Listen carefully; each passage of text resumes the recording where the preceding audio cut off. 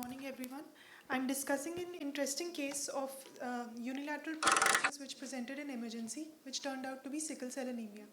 Abrupt onset of proptosis in a child is alarming sign for both the parents as well as the physician, and the differentials considered are very distinct from those in adults. My patient was a 9-year-old female who presented to the emergency with complaints of left eye proptosis and diminution of vision since 2 days in the left eye. The proptosis was sudden onset, painful, and associated with diminution of vision. She didn't give any history of recent trauma, fever, or any ocular surgery, but there was a positive history of sudden onset bilateral lower limb pain since the last 3 days, which was severe and debilitating. On ocular examination, her right eye had vision of 6/6 and left eye was 3/60. Left eye showed axial proptosis, restriction of extraocular movements, and conjunctival chemosis. There was pupillary reaction was normal, AC was coit, IDO examination revealed a normal fundus, and on systemic examination, hepatosplenomegaly was noted. The differentials of infective and neoplastic etiology were considered. On investigating the patient, there was normocytic normocranic anemia with numerous target cells, and ESR and CRP were raised. However, the diagnosis was cinched with HPLC, which revealed a fetal hemoglobin of 17.5%, and sickle cell anemia was diagnosed. On imaging, the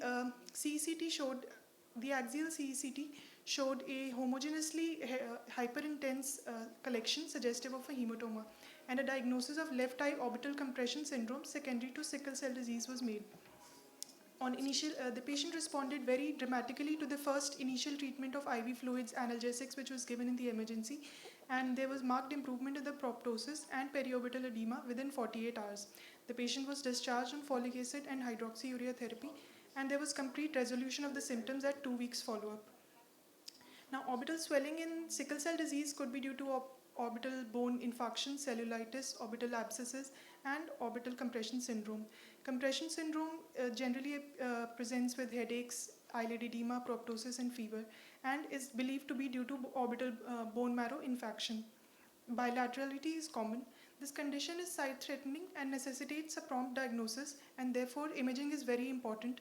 Most of these cases will resolve with conservative treatment. However, surgical exploration is needed in certain severe cases. Thank you. Interesting case. Did you mention what the optic nerve looked like? I didn't see. Sorry. I mentioned that the optic nerve was normal. Okay. There was no evidence of the pupillary reaction was also normal, and optic nerve had appeared normal. But then why was the vision 3/60? Sir, the child actually, due to the edema, the chemosis, and the pain the child was experiencing, was able to tell 3/60 at that time. How was the pupil? Pupillary reaction was normal. There was no RAPD noted.